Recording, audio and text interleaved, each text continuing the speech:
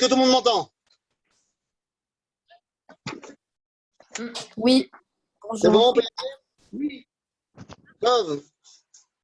Alors j'ai envie de vous dire Boker Tov, mais c'est un Boker un petit peu particulier. Yom HaShoah. Et aujourd'hui, on va essayer d'étudier ensemble l'inétudiable. On va essayer d'étudier ensemble qu'est-ce qu'on doit comprendre aujourd'hui, quelques 60 et quelques dizaines d'années plus tard. Quel est l'enseignement qu'on va tirer de tout cela? Oui, vous avez compris, notre cours ce matin, c'est un cours exclusif sur la Shoah. Et je voudrais vous faire bien comprendre dans quel état d'esprit je me place dans ce cours. Tout d'abord, je parle non pas en tant qu'ici que seulement le Rav Eitan, mais je parle surtout en tant que Eitan, en tant que petit-fils de déporté. J'ai grandi avec la Shoah au biberon. J'ai grandi en demandant à ma grand-mère pourquoi elle avait un numéro de téléphone sur le bras. J'ai grandi avec cette histoire dont on ne parlait pas et qui était pourtant présente tout le temps. Au début, je n'ai pas posé de questions. Après, j'ai posé de questions et je n'ai pas eu de réponse. Et après, j'ai commencé à réfléchir.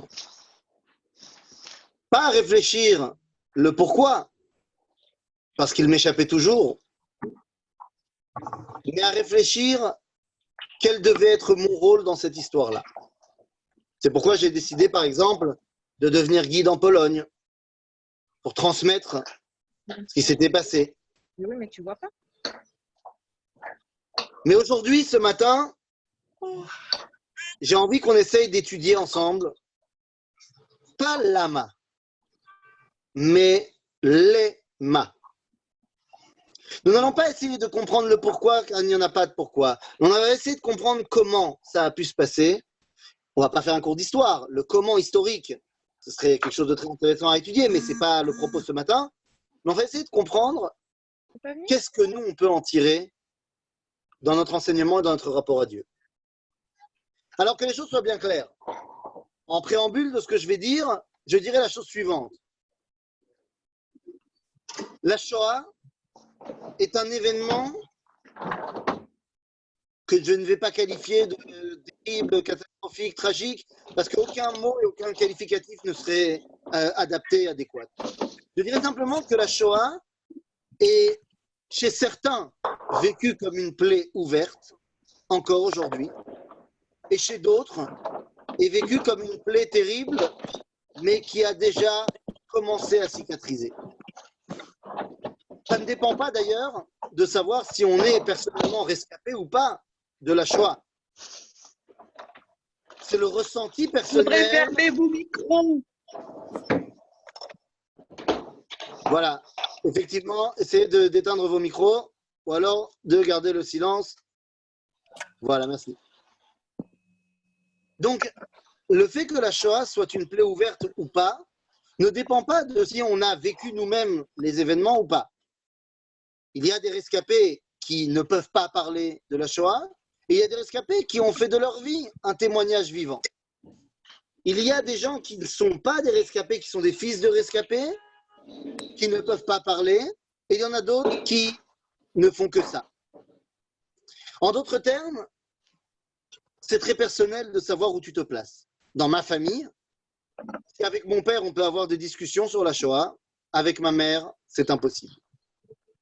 Donc, que les choses soient claires. Ce que nous allons dire ce matin, si vous vivez la Shoah comme un traumatisme ouvert, eh bien, quelles que soient les paroles qui vont être les miennes ce matin, elles seront mauvaises. Et d'ailleurs, ce ne sont pas que mes paroles qui seront mauvaises, mais toutes les paroles seront mauvaises.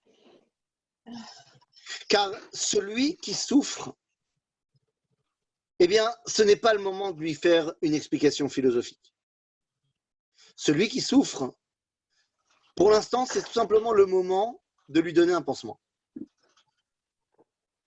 Les explications viendront plus tard. Et je vous parle de cela parce que lorsqu'on se pose la question de la souffrance évidemment, quand on est en rapport avec la Shoah, on ne peut parler que de souffrance. Eh bien, la question de la souffrance est traitée dans la Torah, dans le Tanakh. Il y a un livre entier qui traite de la souffrance. Quel est ce livre qui traite de la souffrance? Eh bien, il s'appelle Yov. Yov est un personnage qui est intimement lié au peuple juif. À tel point que le Talmud, dans le traité de Baba Batra, à la page 15, nous dira que Yov a vécu depuis que le peuple juif est rentré en Égypte jusqu'à ce qu'il en soit sorti. En d'autres termes, la vie de Yov est en parallèle avec la création du peuple. Les tout petits, comment on fait pour faire plus? Pardon? Comment? Mais c'est sur le haut-parleur. Quel haut-parleur? Si vous n'arrivez pas à bien entendre, je vous conseille de mettre des écouteurs. Comme ça, peut-être que le son sera meilleur. En tout cas, Vous l'avez mis sur la télé en me disant que ça serait plus fort. Mais taisez-vous! je ne peux pas vous aider.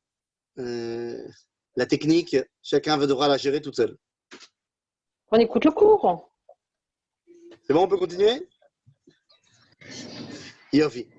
Donc, Yov est intimement lié au peuple juif. Yov est quelqu'un qui a souffert de manière incalculable. Si vous lisez le livre de Yov, vous vous rendez compte qu'il a perdu toute sa famille, il a perdu tout ce qu'il avait, tombé malade, un truc de malade. Un truc de malade. Il a perdu sa femme, ses enfants, tous ses biens. Autant vous dire que si on veut prendre un prototype de celui qui a vécu la souffrance, eh bien c'est Yov. Eh bien dans le livre de Yov, alors qu'il est au plus bas de sa souffrance, eh bien la Torah nous raconte qu'il y a 3 de ses amis, je ne sais pas, 3 qu'on va appeler rabbins, qui viennent le voir et qui lui donnent chacun une explication de pourquoi il souffre. Eliphaz Athémani lui dira: tu as sûrement fait une avéra quelque part, c'est pour ça que tu souffres. D'autres lui diront: Dieu a certainement envie de te donner un plus grand lamaba, c'est pour ça qu'il te fait souffrir. Et à ce moment-là, alors que chacun a donné sa réponse à pourquoi Yov souffre, Yov n'en est que plus attristé. Dieu parle à ses 3 acolytes et leur dit: Vayomer Hashem el Eliphaz Athémani, Chara api becha u beshne recha, ki lo dibartem elai nechona ke'avdi Yov. Au chapitre 42, verset 7, Dieu se révèle à Eliphaz et à ses 2 autres copains, ceux qui ont donné les explications en leur disant: je suis hyper vénère contre vous. Parce que ce que vous avez dit, c'est n'importe quoi. Pourquoi? Eh bien, simplement parce que la halakha, vous savez, le Rambam dira même dans Moreh Nevuchim que la vie de Eliphaz, c'est la vie de la Torah. Et pourtant, Dieu lui dit: tu n'aurais pas dû dire ça. Pourquoi? Eh bien, parce que la halakha nous dit dans le traité de Brachot du Talmud: Ein meratzim adam bisha'at ka'aso ou bisha'a shemeto mutal lefanav. Nous n'avons pas le droit d'essayer de réconforter, de parler à un endeuillé lorsque son mort est devant lui. Et oui. Après la halakha, lorsque je viens à un enterrement, je n'ai pas le droit de dire quoi que ce soit à l'endeuillé tant qu'il n'y a pas eu l'enterrement. Rien. Je ne dis rien. Ni en bien, ni en bien. Je me tais. Et même lorsque l'enterrement sera passé, je n'aurai le droit de parler que lorsque lui aura commencé à parler. Parce que tant que la personne vit la souffrance, tu n'as rien à dire. Même si tu as de très très bonnes explications, tais-toi. Ce n'est pas le moment de parler. Donc je le répète, celui pour qui la Shoah est une plaie ouverte, je ne lui dis pas de quitter le cours, mais ce que je dis n'est pas pour lui. Et c'est tout à fait légitime de vivre la Shoah comme une plaie ouverte aujourd'hui, même si on ne l'a pas vécue, même si on a 20 ans. C'est extrêmement personnel et c'est quelque chose que je serais bien mal avisé, de venir juger l'intériorité du cœur des gens et de dire c'est vrai ce que tu ressens, c'est pas vrai ce que tu ressens. Non, mais il faut que l'organisateur, il leur... Fermez vos micros. Fermez Amis, vos micros. je le redemande une dernière fois, mettez vos micros sur mute. Seulement si vous avez une question à poser, allumez votre micro et posez la question. D'accord? Il y a beaucoup de gens qui sont en train de travailler dans leur cuisine ou je ne sais pas où, et ça fait plein de bruit. Donc, s'il vous plaît, soit vous arrêtez de faire du bruit, soit vous coupez vos micros, comme ça vous faites tout le bruit que vous voulez et ça ne dérange personne. D'accord? Et ceux qui ont une question, vous pouvez évidemment allumer vos micros et poser la question en cours de route, bien sûr. Donc, une fois qu'on a dit cela, eh bien, on peut commencer à rentrer dans le vif du sujet. Et dans le vif du sujet, il y a une question évidente par rapport à la Shoah. Une question que j'ai retrouvée dans tous les groupes que j'ai accompagnés en Pologne. Mais où était Dieu dans la Shoah? Face à cette question-là, eh bien, il y a 3 sortes de réponses. En fait, il y en a 4. Mais d'abord, il y en a 3. La première sorte de réponse, c'est le style de ce que disait le professeur Ishayahu Lebovitch. En disant, la Shoah, bon, c'est pas un problème la Shoah, puisque de toute façon, l'histoire n'a pas de sens. Donc tu ne dois pas chercher à comprendre quoi que ce soit, tu dois faire les mitzvot et c'est tout.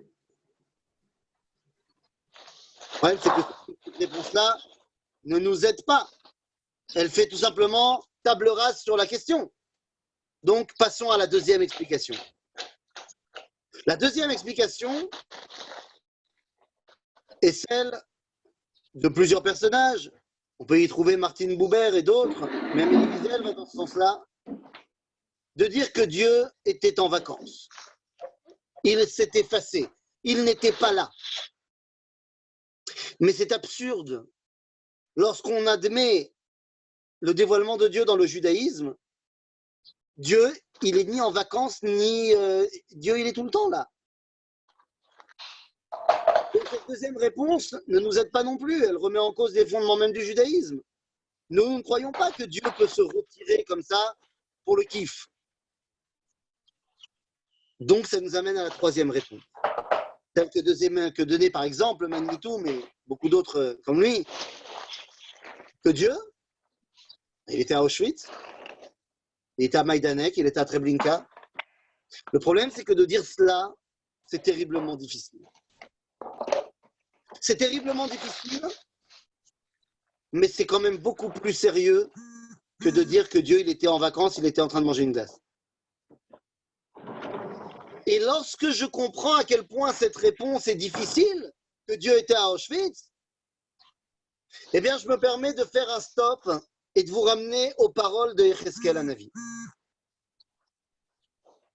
Il faut, lorsqu'on étudie la Torah de manière générale, et lorsqu'on étudie la Shoah, il faut faire preuve d'une humilité fondamentale.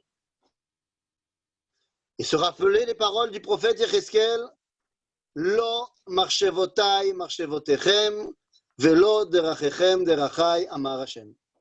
Mes pensées, ce ne sont pas vos pensées. Mes chemins, ce ne sont pas vos chemins. Nous ne pouvons pas comprendre le dessein d'Akadosh Baruch Hu. Et donc, venir essayer de dire, moi je sais pourquoi il y a eu ça. Et c'est ce qui va me faire venir maintenant. Dans 2 minutes, j'y reviendrai. C'est une absurdité sans nom. Mais j'y reviendrai dans 2 minutes. Je vous ai dit qu'il y avait donc 3 guichottes. C'est pas la peine de te poser la question, Dieu n'était pas là ou Dieu était là et c'est dur. On a dit, la bonne, c'est Dieu était là et c'est dur. Mais ça nous emmène en fait à une 4e réponse.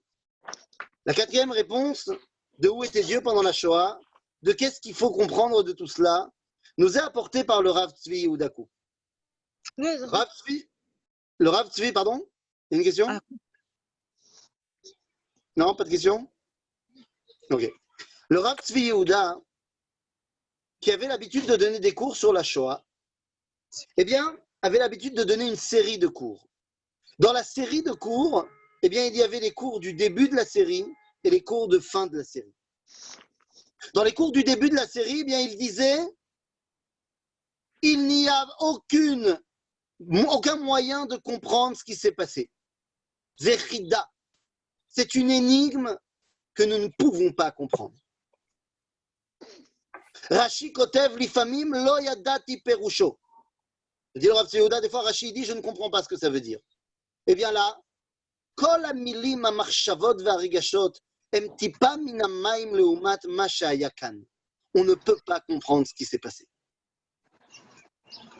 Et dans les sichot qu'il donnait à la fin de la série, eh bien il disait qu'il y avait quand même certaines choses à comprendre. En d'autres termes, quelle est la réponse du Rav Yehuda? C'est comprendre qu'il n'y a rien à comprendre, et une fois que tu as compris que tu ne peux pas comprendre, alors tu vas pouvoir comprendre un petit peu. Ce que nous allons faire aujourd'hui, c'est essayer de comprendre un tout petit peu. Mais je vous préviens, un tout petit peu. Alors, je parlais tout à l'heure de ces gens qui avaient des explications plein de la bouche de ce qui s'est passé. Et je voudrais dire ici qu'il y a au moins 27 explications par personnage. Vous savez comment sont les Juifs. Mais on va dire que Monsieur Tout-le-Monde qui a son explication des événements ne m'intéresse pas. Celui qui va m'intéresser, c'est les explications exécrables. Et je dis le mot exécrable. Par certaines personnes avec des barbes. Car certains rabbins ont dit des choses absolument terribles. Absolument terribles. Avant que je ne dise certaines de ces inepties, je voudrais rappeler quand même les Tova. Un rave, et pas des moindres, un géant de la Torah, qui a dit quelque chose de terrible, mais qui a également dit, plus tard, ce que j'ai dit était une erreur. Je me reprends et je pense autrement. De qui je parle? Je parle du rabbi de Lubavitch. Le rabbi de Lubavitch, avant qu'il ne devienne le rabbi, il a vécu la Shoah, il était en France pendant la Deuxième Guerre mondiale. C'est intéressant à noter qu'il était enregistré dans le fichier juif en France en 1941 sous le nom de Menachem Mendel Schneerson, ingénieur électricien. C'est comme ça qu'il avait été enregistré. Le rabbi, avant qu'il devienne le rabbi, avait repris en fait l'enseignement de son beau-père et avait dit que en fait la Shoah, c'est comme, vous savez, quand quelqu'un est malade et qu'il a chopé la gangrène, eh bien il faut couper la jambe avant que la maladie ne se propage à tout le corps. Et que donc la Shoah, eh bien c'était ça, il fallait couper une jambe du peuple juif, 6 millions, pour sauver le reste du peuple. Vous comprenez évidemment le drame de dire quelque chose comme cela. Rav Eitan, excusez-moi. Même lorsqu'il deviendra rabbi, des années plus tard, se reprendra dans une sikha et dira ce que j'ai dit en tant que Dieu comme étant le grand chirurgien, eh bien c'était une erreur. Aujourd'hui, je comprends que la Shoah, c'est une énigme. Donc, le rabbi, au moins, eh bien, il s'est repris. Est-ce que je peux, moi, fermer les micros? C'est une très bonne question.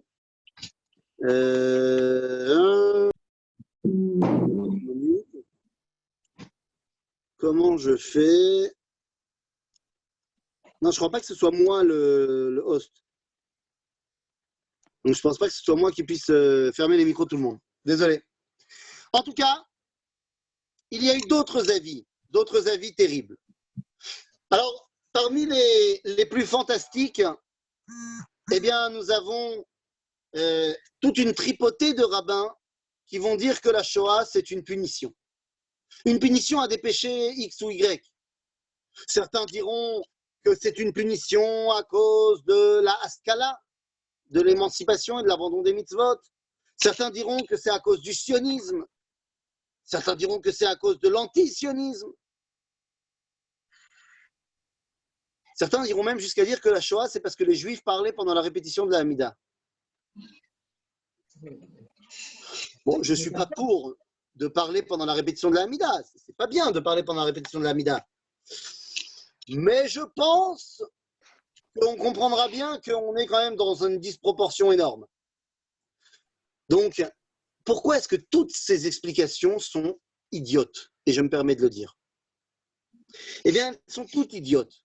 Pourquoi? Parce que pour qui tu te prends? Mais pour qui tu te prends? Tu es prophète? Dieu t'a dit, Kohamar Hashem, la Shoah c'est pour ça? Mais qui es-tu pour dire que tu sais, toi, quel est le plan divin? Comment vas-tu expliquer que dans la Shoah ont été massacrés 1,5 million d'enfants qui, d'après la Torah, ne sont pas passibles de quelque jugement que ce soit? Comment vas-tu expliquer les millions de juifs extrêmement tzadikim, d'après les critères de la Torah, qui ont été massacrés? Comment vas-tu expliquer que toutes ces personnes qui ont abandonné la Torah 2, 3, 4 générations avant la Shoah, eh bien, tous ces gens, on parle de la Haskalah, tous ces rabbins qui ont dit que c'est à cause de l'émancipation du XVIIIe siècle et du XIXe qui ont fait que les Juifs ont abandonné complètement la Torah. Mais à l'époque de la Shoah, le petit jeune qui a été dans une école complètement goy et machin, qui ne connaît rien à la Torah, est-ce qu'il est passible de quoi que ce soit? La réponse est non, d'après la halakha, puisqu'il est Tinok chez Nishba Ben Agoyim. À la limite, tu m'aurais dit la Shoah elle a eu lieu au moment de l'émancipation, j'aurais pu comprendre, mais certainement pas 150 ans plus tard.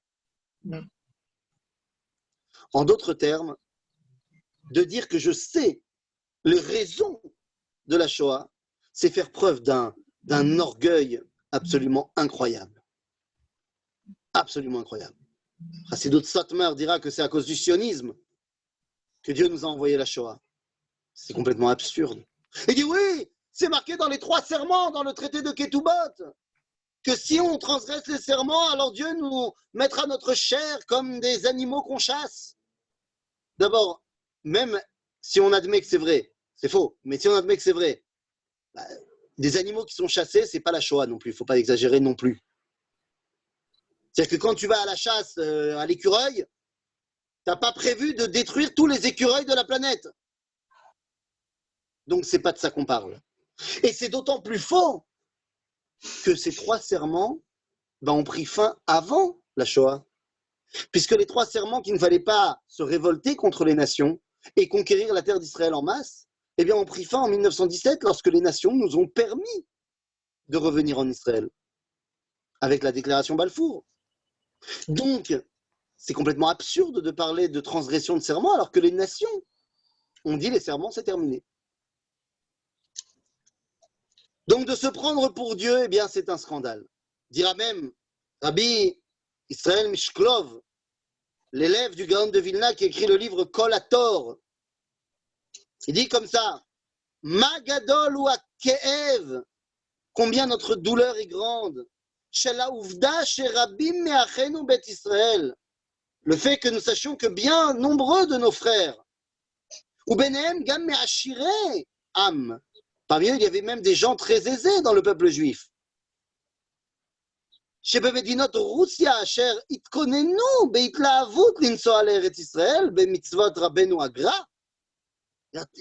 On dit Rabbi Israël, il y a tellement de gens riches, pauvres, l'homme chané, dans les terres de Russie et des environs, qui avaient prévu de monter en Israël. Et ils étaient chauds patates, parce qu'ils suivaient la mitzvah du Gaon de Vilna, qui avait dit qu'il fallait monter. Venit kareru dafka al yede kama mitofse at-Torah asher lo yad'u velo yavinu. Il dit Rabbi Israël Mishkov que c'est tellement dommage que ces gens-là aient été refroidis par certains détenteurs de la Torah qui ne comprennent rien et qui ne savent rien.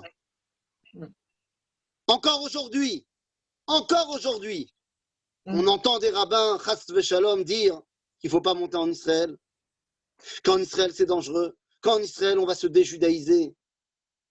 Encore il y a 5 ans, le rabbi de Sotmar actuel avait tenu ses propos à Paris. Scandaleux. Scandaleux. J'adore ces cours. Rabotai, lorsqu'on parle des souffrances, Rabbi Yochanan, dans le Talmud, dans le traité de Brachot, à la page 5, nous a déjà expliqué Lorsqu'il est tombé malade, Rabbi Chia est venu le voir et lui a dit « Est-ce que Chavivim Alecha Isurim? Est-ce que tu es content d'avoir toutes ces épreuves et toutes ces souffrances, puisque tu sais bien que ça va t'amener peut-être un plus grand Olam Haba ?» Rabbi Yochanan répond « Chavivim Alay Isurim, est-ce que j'aime les souffrances? Lohem velo scharam. Je n'aime ni les souffrances, ni le mérite que j'aurai par ces souffrances. Je veux ni ça, ni ça. » Parce qu'on ne veut pas souffrir. Donc maintenant qu'on a compris quelles étaient les problématiques, eh bien, il faut essayer de comprendre une chose. Tu n'es pas l'avocat de Dieu. Tu ne sais pas. Alors oui, vous allez me dire, mais attends, nous avons des moyens de comprendre comment Dieu gère son monde. Il y a Sachar va Onesh. Tu as fait quelque chose, tu mérites une punition. Oui. Si toi, tu as fait quelque chose, tu mérites une punition. Pas si toi, tu as fait quelque chose, tous les autres y prennent. C'est le cacha. Le dira le Ramchal dans son livre Da'at Tevunot.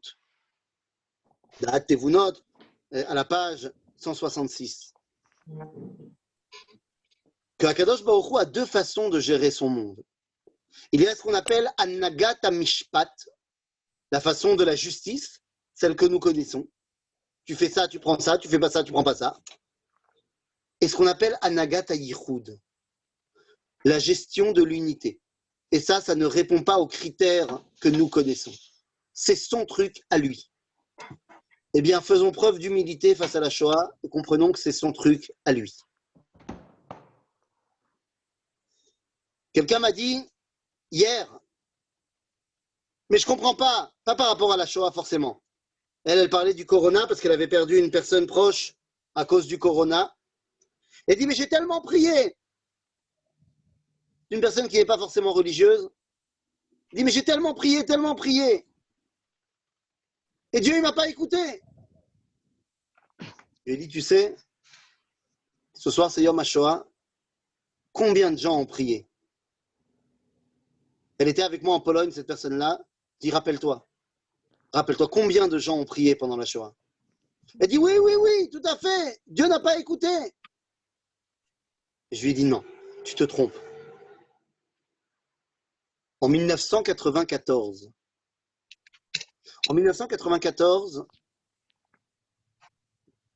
moi j'avais 9 ans, je ne me rappelle pas à l'époque, je l'ai réappris beaucoup plus tard. Mais il y a eu un événement qui a traumatisé l'État d'Israël. En 1994, jeudi après-midi, un soldat de l'unité de Golani reçoit Khamchouch. Khamchouch, c'est le rêve des soldats combattants. C'est au lieu de sortir à la maison que pour vendredi, Shabbat, eh bien, il peut sortir à la maison jeudi, vendredi, Shabbat. C'est la folie.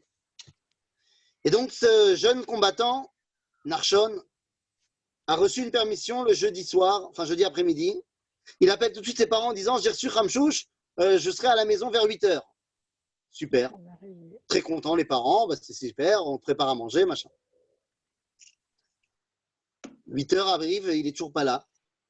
8h15, 8h30, 9 h, il n'est toujours pas là, aucune nouvelle, on l'appelle, il ne répond pas. 1994, ce n'est pas vraiment encore la période des téléphones portables. Ils appellent la base de son fils, de leur fils, parce que peut-être que finalement, bah non, il a eu une punition, ou peut-être que finalement ça a été annulé. Et ses commandants leur disent aux parents, non, il est effectivement parti de la base à 5 h de l'après-midi. À 10 h du soir, les parents vont alerter la police que leur fils n'est pas rentré à la maison. Et on commence évidemment tous à rentrer dans une panique à cette époque-là. Narshon Waxman avait décidé de prendre un tramp dans l'un de ses trajets pour rentrer chez lui. Mais la voiture qu'il a pris en stop ne l'a jamais ramené à la maison. Le lendemain matin est déposée sur la porte, le palier de la porte des Waxman, une cassette vidéo. C'était à l'époque des cassettes vidéo. Les parents mettent la cassette dans le magnétoscope, mettent lecture, Et on y voit simplement les membres du Hamas en train d'asséder des coups terribles à Nachshon. Il venait d'être fait prisonnier par le Hamas. C'était la première fois qu'un soldat israélien était détenu prisonnier chez un groupe terroriste. On connaît tous Gilad Shalit, c'était la première version de Gilad Shalit.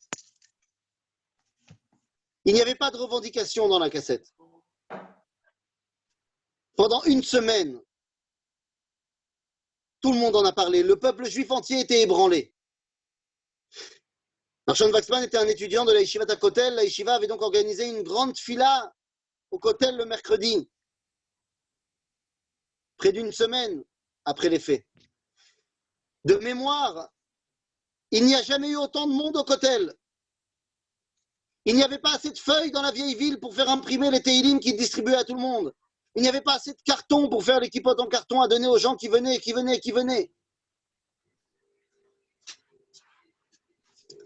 Tfilote incroyable, un osmose dans le peuple juif.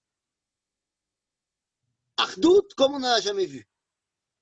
Vendredi matin, la mère de Nachshon est passée à la radio et a demandé, en tant que maman, à toutes les femmes d'Israël d'allumer des bougies pour ce soir, pour le retour de Nachshon à la maison. Et vendredi après-midi, avant Shabbat, l'armée appelle les Waxman en leur disant « On l'a retrouvé, on sait où il est. Et ce soir, il y a une opération de sauvetage qui est mise en place. » Quel espoir incroyable. Les Waxman étaient tellement sûrs que, au-toto, leur fils revient, ils ont mis une place pour lui à la table de Shabbat. Et la soirée se passe. Le Rosh Yeshiva de Nachshon était venu dîner avec les Waxman en attendant que Nachshon arrive, passe par la porte. Le repas s'allonge, finalement se termine, toujours aucune nouvelle. Bon, on se dit que la mission, ça prend du temps, on est peut-être un petit peu trop optimiste sur le timing. Et lorsque le Rav sort de la maison des Waxman après le repas et commence à marcher en direction de chez lui, une Jeep de l'armée s'arrête à côté de lui. Et lui dit à Rav, montez en voiture. Et le Rav comprend et dit, j'ai compris, qui d'autre est mort?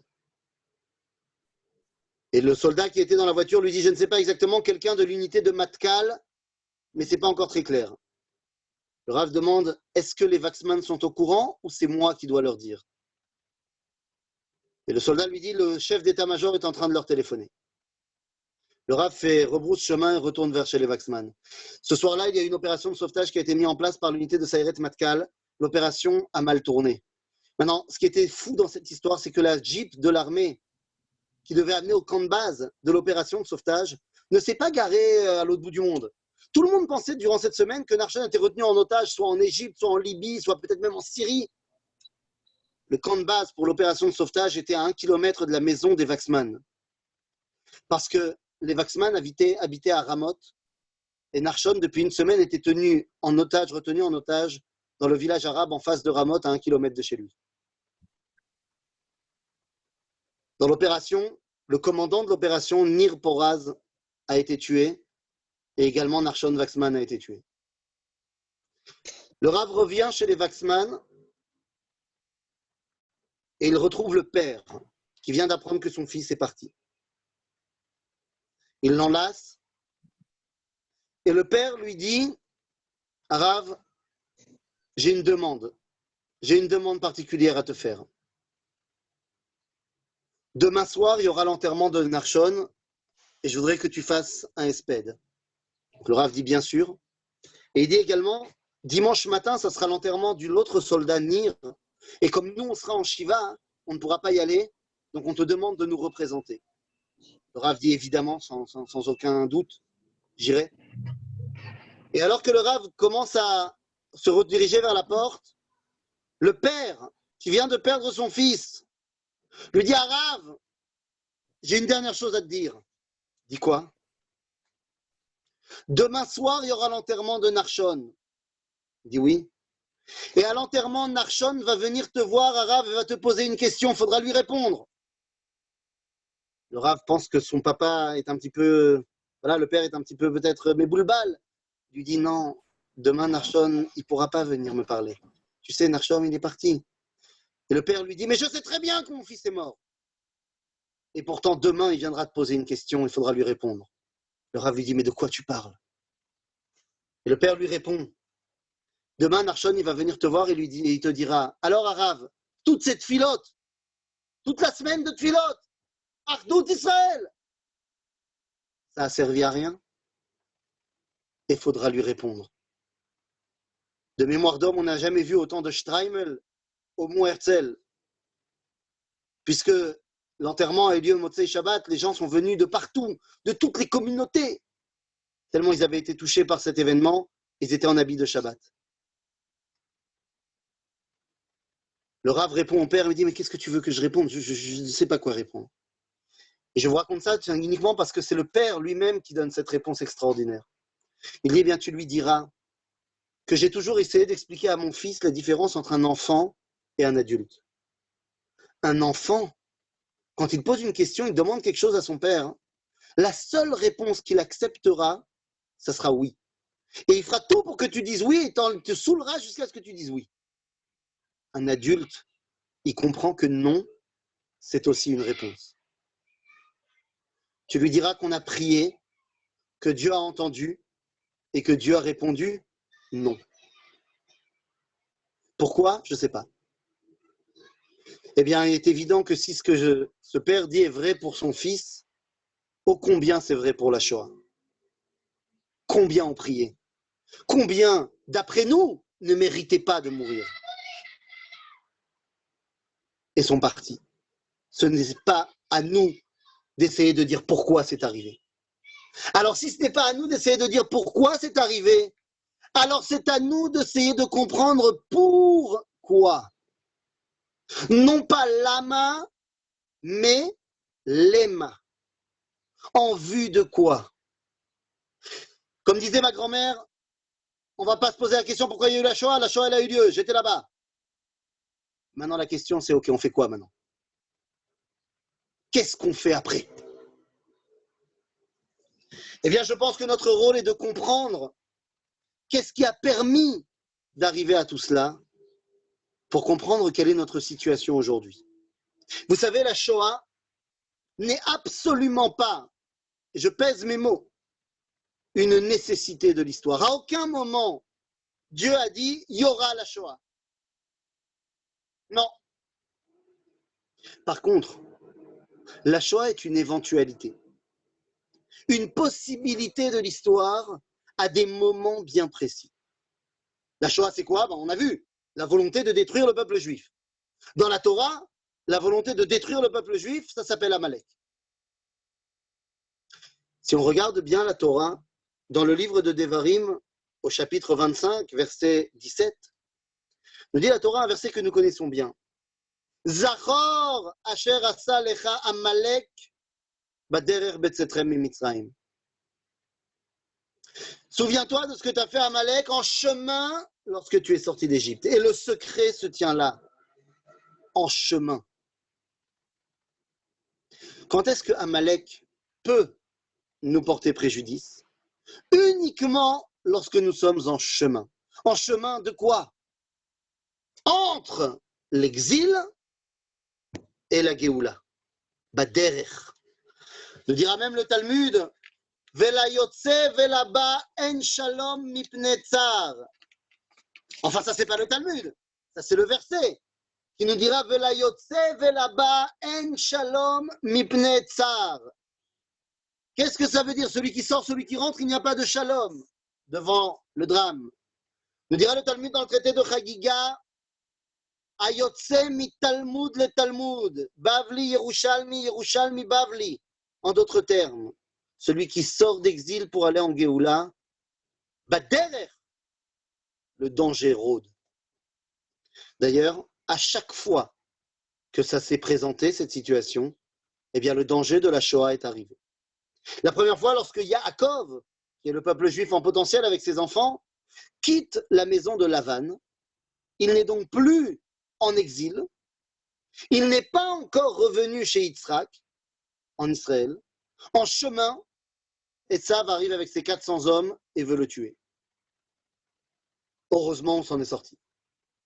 La deuxième fois, quand on sort d'Égypte, on n'est plus en Égypte, on n'est pas encore arrivé en Israël avec Yehoshua. Au milieu, Vayavo Amalek, dans la Torah. Mais vous comprenez bien que lorsqu'on est en Égypte, Amalek, il ne peut rien nous faire. Puisque nous sommes les Juifs de Pharaon, c'est Pharaon qui nous persécute. Il ne veut pas nous tuer, il a besoin de nous pour profiter de nous. Mais il nous persécute, d'accord, mais il ne nous tue pas. Un pogrom par-ci, un pogrom par-là, d'accord, mais pas la Shoah. Donc Amalek, il ne peut rien contre nous en Égypte. Quand on est en Israël, avec Tzahal, qu'est-ce que tu veux qu'il fasse? Qu'il essaye, on va l'éclater. Aval Baderer.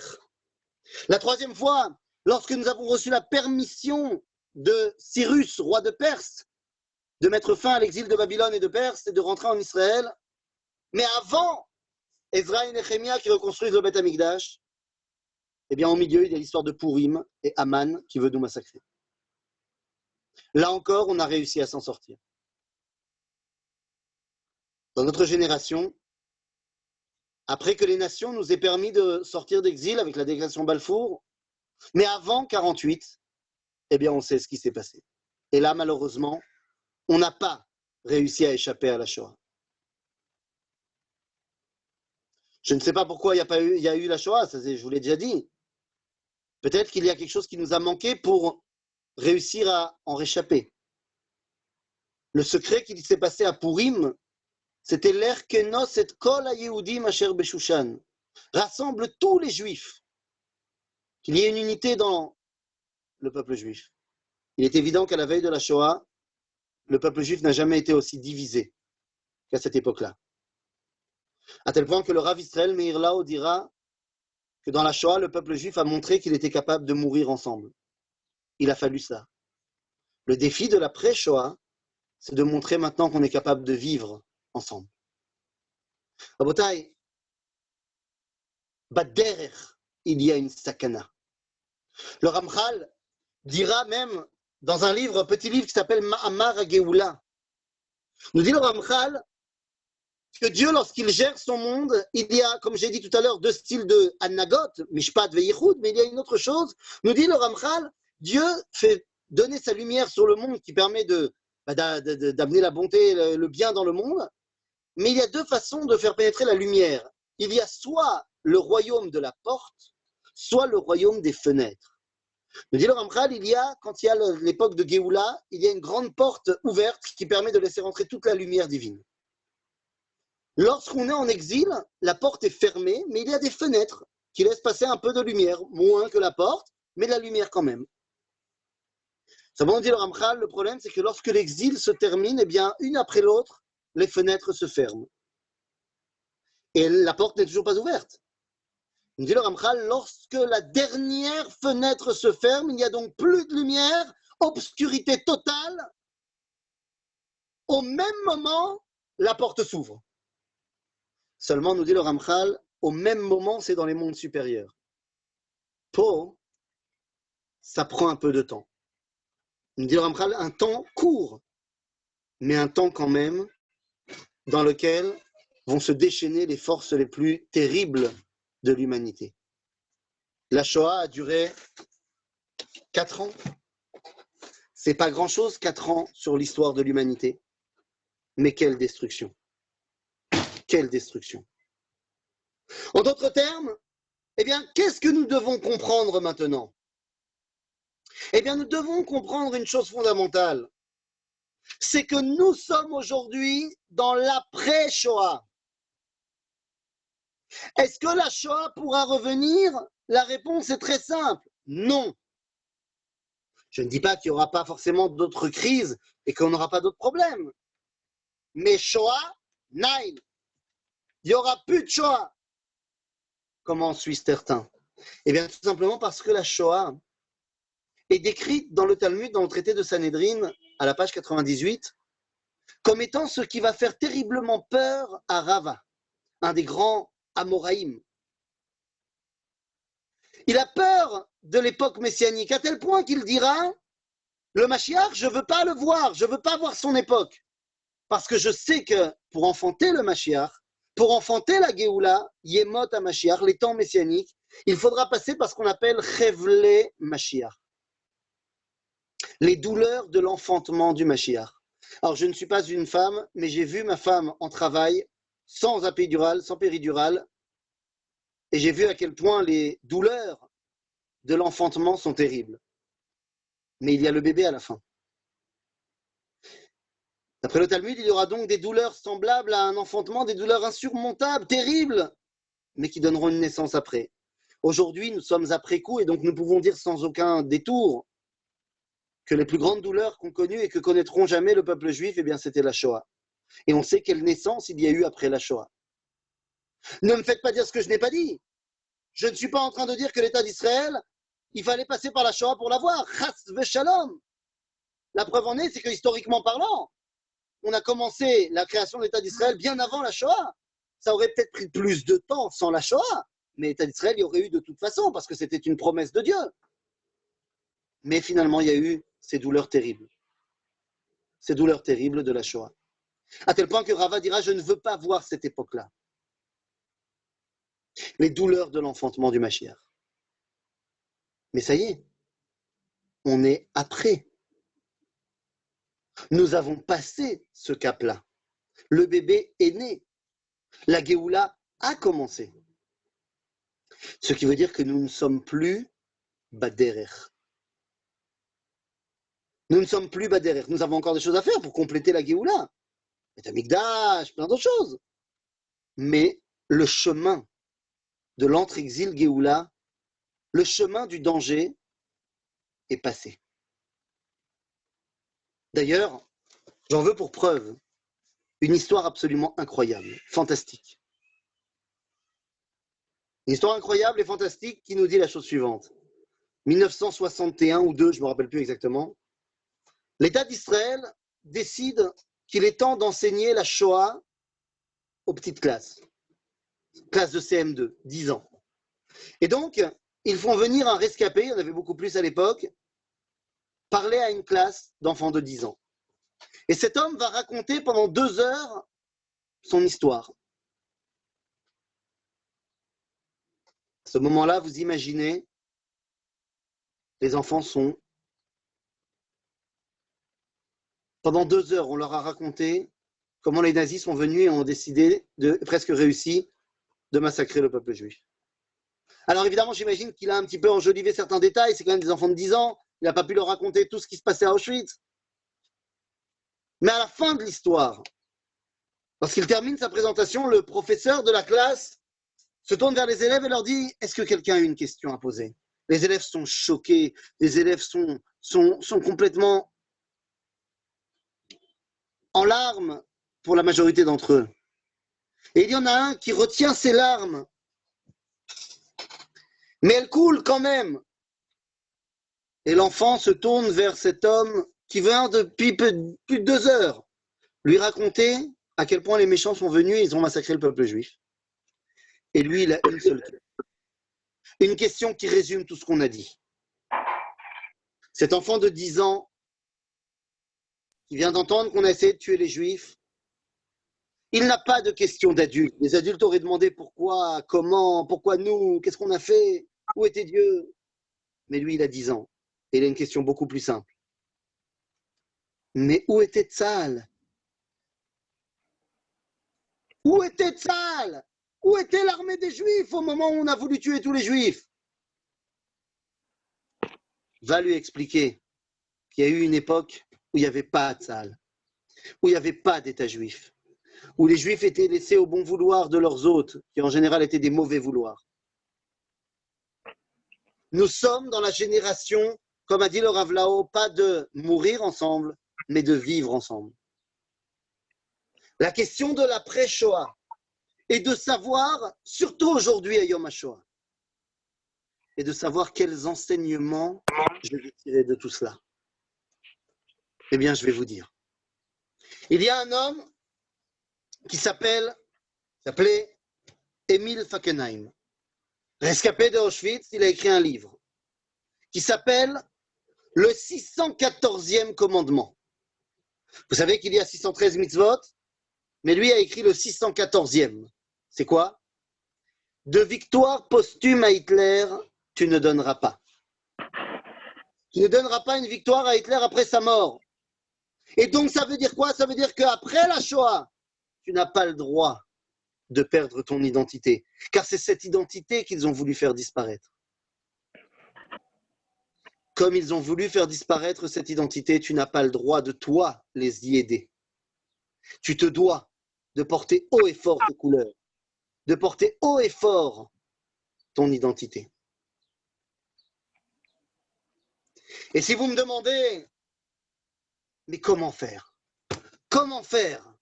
Comment faire pour voir à quel point Kadosh Baruch Hu est présent avec moi? Particulièrement aujourd'hui, non seulement Yom HaShoah, mais Yom HaShoah Corona. Et on est submergé par des pensées négatives. Parmi les plus difficiles des pensées négatives, personnellement, c'est combien de temps les écoles vont rester fermées? Oui, j'en peux plus des enfants à la maison. Toute proportion gardée, évidemment. Eh bien, vous savez comment on fait? Je vais vous dire. Je vais vous dire, mais pour vous le dire, parce que je suis pas du tout organisé, et donc j'ai complètement oublié d'amener la feuille, je vous demande de m'attendre 4 secondes. Il y a une feuille que j'ai besoin d'amener, je vais vous montrer une image. Donc, attendez-moi 4 secondes. Qui est le rave qui a instauré ce...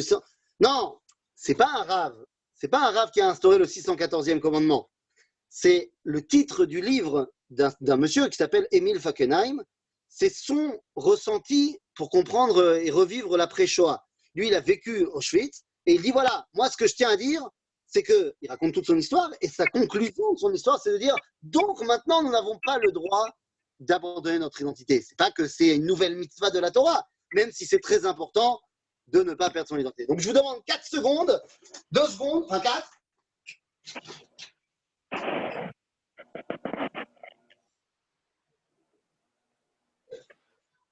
Deux secondes.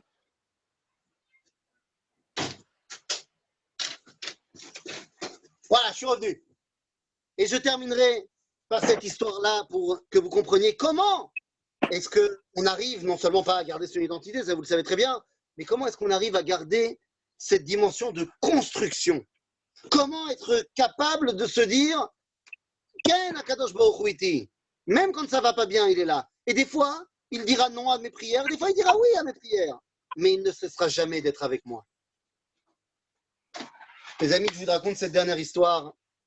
Elle est absolument extraordinaire. Extraordinaire. Nous sommes en 1943. Auschwitz. Arrive à Auschwitz une jeune fille de 23 ans qui s'appelle Dina. Dina Gottlieb. Dina Gottlieb est étudiante aux Beaux-Arts, spécialisation en peinture. Elle est mise, pour sa chance, dans une partie du camp qui s'appelle le camp des familles. Je vous explique. Les Allemands ont construit un camp à côté de la ville de Prague, qui s'appelait Térésine. Et ce camp était un camp vitrine. C'était le camp vitrine pour la Croix-Rouge, où là-bas, les conditions étaient sababa, comparées à Auschwitz, évidemment. Les familles étaient réunies, il n'y avait pas vraiment de travaux forcés, la nourriture était bien meilleure que dans les camps. Et à un moment donné, les nazis ont fermé Térésine, et pour quelques mois, toutes les familles de Térésine ont été déportées à Auschwitz, et on a mis en place toute une zone de Auschwitz pour les familles de Térésine. C'était pour permettre à la Croix-Rouge, machin, de venir à Auschwitz et de leur montrer que même à Auschwitz, regardez, on les traite très bien, les gens. Pas de problème. Et donc, Dina est mise avec ces gens de Térésine, slicha. Comme je vous l'ai dit, dans cette partie du camp, les conditions étaient bien meilleures. Non seulement elles étaient meilleures, les familles étaient ensemble, les enfants n'étaient pas massacrés, et les enfants pouvaient jouer dans la journée. Il y avait même un baraquement qui avait été aménagé en salle de jeu pour les enfants. Dina se propose, comme elle sait peindre, si on lui donne un peu de matériel, de peindre une fresque sur le mur du baraquement des enfants. On lui donne et elle commence à peindre. Et au milieu de sa peinture, elle a peint une prairie comme très jolie avec des moutons, des fleurs. Et elle sent tout d'un coup que derrière elle, quelqu'un lui tire la jupe. Et lui dit « S'il te plaît, s'il te plaît, s'il te plaît ». Elle se retourne et elle voit tous les enfants du baraquement derrière elle. Et l'un des enfants lui dit « S'il te plaît, est-ce que tu peux nous dessiner Blanche-Neige et les 7 nains ?» On est en 1943, le film Blanche-Neige et les 7 nains, le dessin animé de Disney est sorti au cinéma il y a quelques années déjà. Tout le monde connaissait. Et donc elle dit OK. Et elle va dessiner Blanche-Neige qui danse avec Simplet. La scène du film, vous l'avez dans la tête. Les enfants ont été émerveillés, ils ont même fait une pièce de théâtre qui s'appellera Blanche-Neige à Auschwitz. Vous imaginez? Et un soir, s'est passé l'inimaginable. Un convoi est arrivé. Sont descendus du convoi des milliers de juifs. Mais à un moment, ils en sont descendus aussi. Tout le monde était, et particulièrement les juifs de Térésine qui étaient là. C'est pas possible. C'est comme si la fresque venait de prendre vie. Ils les ont comptés. 1, 2, 3, 4, 5, 6. Les 7 nains. Les 7 nains étaient là. Les 7 nains venaient de descendre du train. Les voilà. Je vous les montre ici, 2 secondes. Vous pouvez les voir ici. Les 7 nains de Auschwitz. Ces 7 nains d'Auschwitz, c'est la famille Ovitz. 7 frères et sœurs. 7 frères et sœurs, tous nains. La deuxième, en partant de la droite, ici, elle s'appelle Perla. Perla va survivre à la Shoah. D'innombrables expériences médicales ont été faites sur ses frères et sœurs, car ils étaient 7 frères et sœurs nains. Et vous imaginez que le docteur Mengele s'en est donné à cœur joie. Mais ces expériences les ont fait survivre. En 2001, Perla a 80 ans. Et dans sa fête d'anniversaire, à un moment donné, les gens commencent à lui parler de la Shoah. Perla était chanteuse en Roumanie après la guerre. Et à chaque fois qu'on parlait avec elle, elle était toujours pleine de joie. Mais dans chaque discussion revenait la Shoah. Alors, j'attends. Ah, le cours continue? Enfin, je prends votre temps, Arabadit? Je dois commencer à midi, mais c'est Besséder. Alors, tu termines Termine le cours. Une phrase et je termine. Et donc, dans son anniversaire de 80 ans, eh bien, on lui parle de Auschwitz et elle commence à parler. Et elle dit la chose suivante, et je termine là-dessus. Elle dit, il y a des gens qui ont dit qu'on a mérité tout ce qui nous est arrivé à cause de nos péchés. Je suis très pieuse, mais jamais je ne pourrai accepter cela, car ni mes parents, ni mes amis, ni moi-même n'avons jamais fait quoi que ce soit pour mériter cela. Nous sommes trop petits pour comprendre le dessein de Dieu. C'était sa volonté, comme c'était sa volonté de m'épargner. Et là, à ce moment-là, Perla nous dit cette phrase incroyable. Comment est-ce que je vais savoir que Dieu est avec moi tout le jour? Eh bien, Perla dit, vous savez, si j'avais fait 1,60 m, parce que je me suis posé une question toute ma vie, pourquoi je suis naine de naissance? Eh bien, ma réponse est simple. Si j'avais fait 1,60 m, j'aurais certainement été massacré comme des centaines de milliers d'autres jeunes juifs de 16 ans d'1,60 m. Alors, si je devais répondre pourquoi je suis naine de naissance, eh bien, je dirais que c'est le seul moyen que Dieu ait trouvé pour me maintenir en vie. Dans notre vie à nous, de l'après-Shoah, notre rôle, pour ne pas perdre notre identité. Notre rôle est de savoir trouver à chaque fois quels sont tous ces petits moyens que Dieu a trouvés pour me maintenir en vie, pour m'amener là où je suis, pour continuer à me permettre d'avancer. Car c'est de cela qu'on parle. Pas pourquoi il y a eu ça, mais en vue de quoi? Qu'est-ce que moi, je vais faire maintenant pour faire avancer encore plus la Géoula, le dévoilement de Dieu dans le monde et le Ham Israël. Voilà, c'était mon message pour Yom HaShoah. Je laisse la place à la rabbinite Ali. Je suis désolé d'avoir pris vos 5 minutes. Prenez sur le rap d'après, c'est pas grave. Vous pouvez dépasser sur le rap d'après, c'est BCDR. Toda, Ethan. Merci beaucoup. Magnifique.